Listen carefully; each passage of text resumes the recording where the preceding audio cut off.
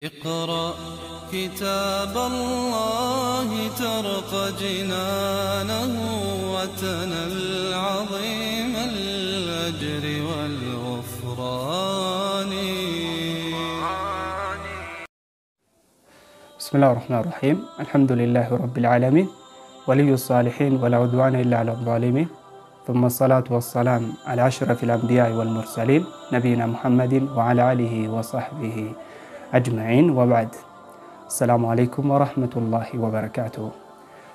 سجنتا إما لقم ملكي الطريق إلى السعادة وانجو الرجل إن شاء الله. سجنتا دبرتي خيست ملكي لقادا مالي وانجو قباب سنة يالو دندي قباب سنة لالجر إن شاء الله ملكي لقاسا أرقتشو لا في مو وانتوني نبرباتش سنجر نمني ملكي لقاسا خراني أركتو دنيا رتي قافة جرو gaafa dunyaarra jiru waan isarraa eegamu hojjetee wantoota milkii dhugaa sanitti isa geessan san qabatee gaafa deeme milkii dhugaa san argachuu danda'a. Kanaaf gaafa dunyaarra jiru wantoonni nuti hojjechuu qabnu, wantoonni nurraa barbaachisan maali waan jiru inshaallah sagantaalee as deeman keessatti gabaabsinee haaluu dandeenya, gabaabsinee ilaalla inshaallah. Kan duraa milkii dhugaa sana argachuudhaaf wantoota nu barbaachisan keessaa maali waan jiru kaayyoo qabaachuudha. Namni gaafa duniyaa kanarra jiraatu kaayyoo yoo jiraachuu baate namni san nama milkaa'aa jechuun hin dandeenye. Namni milkaa'aan nama gaafa duniyaarra jiraatu kaayyoo qaba. Allahan subhaanahu wa ta'aalaa qur'aana keessatti bakka adda addaatti akka nuuf ibsetti namnummaan akka waliigalaattu, uumamni akka waliigalaattu kaayyoodhaan malee kan argame hin jiru. ما خلقنا السماوات والأرض باطلا. الله سبحانه وتعالى سمي فدتشي بلا شت نومني أكنمتي وني أممي تقول لين جروجا. الله سبحانه وتعالى خناف أفحسبتم أنما خلقناكم عبثا وأنكم إلينا لا ترجعون. سنيادني نتي بلا شت سنومني كايو تكملت الدنيا رتي سن في النجتشون يادني لا عكستي يادنا جما خين ديبي تاني جتشو يادني لا جما خين ديبي وتيسن كايو دافيسين أمني كايو أممتني فسان الرقافة تموتيسن جما خين ديبي وتيسن جاء الله سبحانه وتعالى. خناف المينما قافة دنيا ردفو كايو ملئ تندفني كايو دافدفه كايو إني دفه في مو مالي يوجني كايو إني دفه الله سبحانه وتعالى جبري كايو خنا قل مانجه ملكي نتي أمدور ملكي دقاجة النسان أكارجتوف. خناف المينما قافة دنيا رجراتو كايو متى إساق أباتشو قبا. خناف الله سبحانه وتعالى بكسدت المنما مالي في أممي وانجو يوغاني في إبسو. الله سبحانه وتعالى آياتك خيست وما خلقت الجن والإنس إلا ليعبدون. المنما كسمتيس جني واني دنيا خنرت أممانيف واني أن دنيا خنر إسان في ديف وامدراتي في ميت إلا ليعبدون أكنا جبرانيف أكنا توكيتشوم سنيف قاغلي خيا كغودانيف ملكي دوغاسن خن أرجتشو دندهن يوك علي خيا غودان قالي إرجما خيا يو غودان. الله سبحانه وتعالى ومن يطع الله ورسوله فقد فاز فوزا عظيما. نمني دوغتك علي إرجما ربي غود نمني دوغتك علي خيا غودي فقد فاز فوزا عظيما. دوغتي ملكي غدو نمني ملكاوي إسجا. خنا كايون الله سبحانه وتعالى دنيا خنر نفيد خيساتك مالي عجج ساقوني عجج إرقما ساقوني كايو خنقل مانجيني ملكي قدوسنا كملكو ينوف. كايو لما فان الله سبحانه وتعالى دنيا خنر نفيد مالي يوجني وإذ قال ربك للملائكة إني جاعل في الأرض خليفة. بكبو عدد شكتانوف بكبو أمباسادر ربي كتانوف قاف دنيا خنر جران.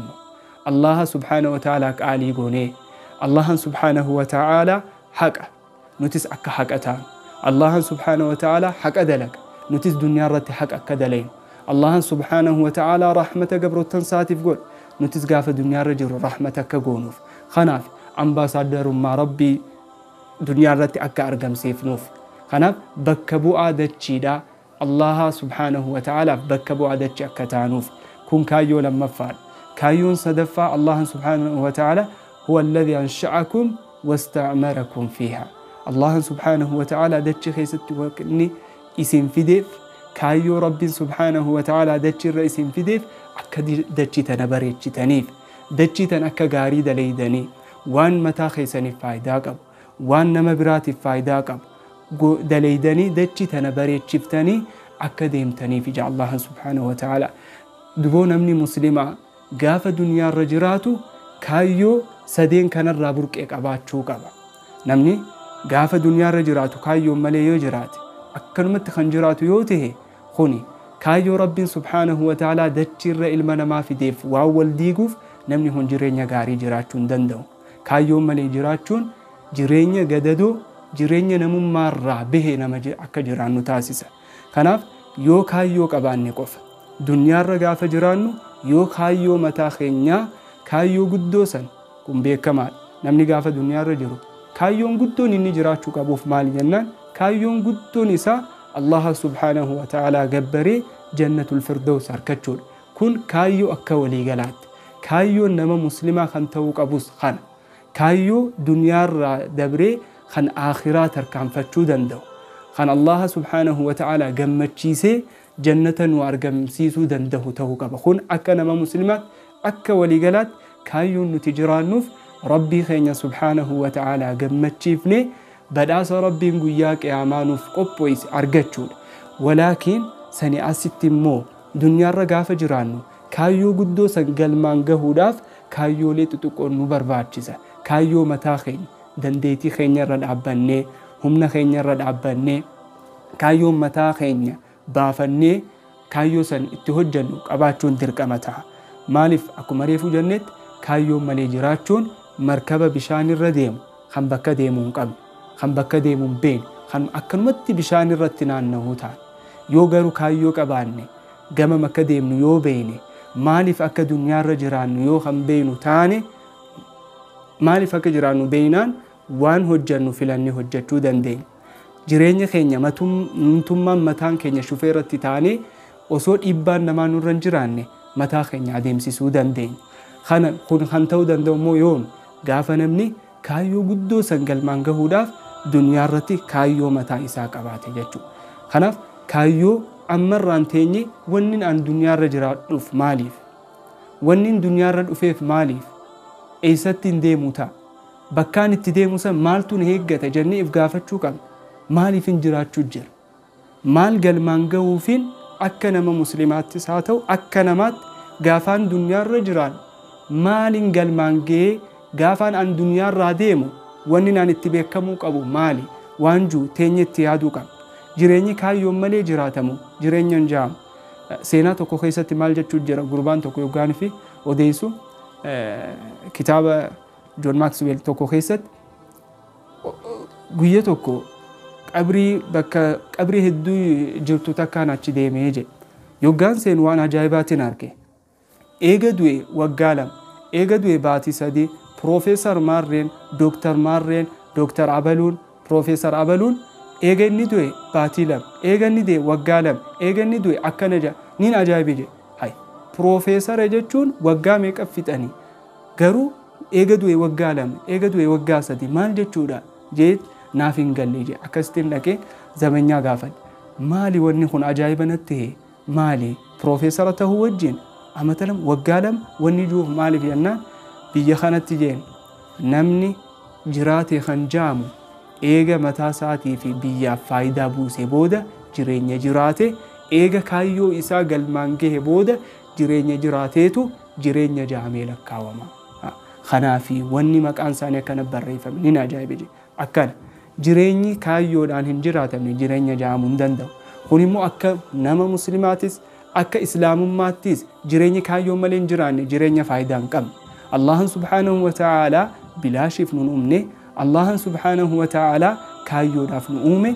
Namni kaayyoof uumame kaayyoon malee jiraachuu jechuun kun waan wal diigu, kun waan wajji deemuu hin dandeenye. Kanaaf kaayyoo itti uumamne beeknee kaayyoo san galmaan gahuudhaaf kaayyoon mataa keenyaa duniyaarra jiraachuu qabaachuu qabna.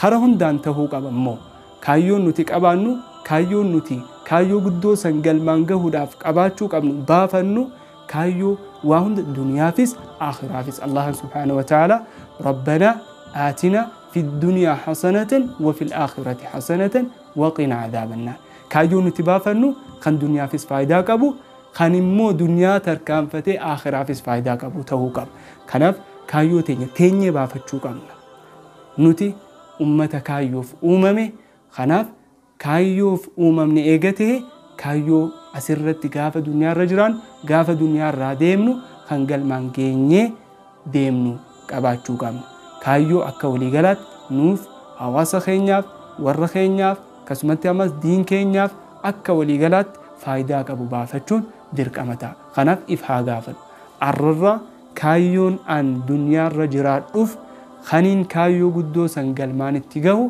مالي وانجو خايني إن شاء الله ها بافنو سليمو كتابات دادا خيستي أكامي بافن وانجو أرغتشو ندندين غيرو ملكي قدو سن أرغتشو داف نمني كايو متا إسا خنقل مانغهو قباتشون درقام كايون كونمو كايو الله سبحانه وتعالى دنيا رانو أومي سدين سني وجين